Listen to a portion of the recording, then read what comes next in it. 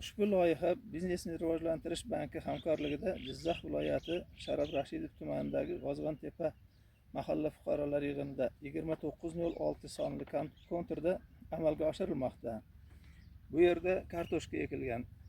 Maydon hajmi 10 gektarni tashkil etadi. Uzunligi 600 metr, bo'yiga 160 metr. Bu yerdagi ekinlar zamonaviy usullar bilan parvarishlanmoqda. Hozirda ekinlar unib chiqqan va parvarish qilib kelinmoqda. Ekinlarni yetishtirish 110 kun davom etadi. Yetishtirish jarayonida sug'oriladi, tabiiy va mineral o'g'itlar bilan oziqlantiriladi. Ushbu maydon 30 ta dehqon xo'jaliklarini o'ziga biriktirgan. Har bir dehqon uchun o'rtacha 20 sotikdan 1 gektargacha yer maydoni to'g'ri keladi.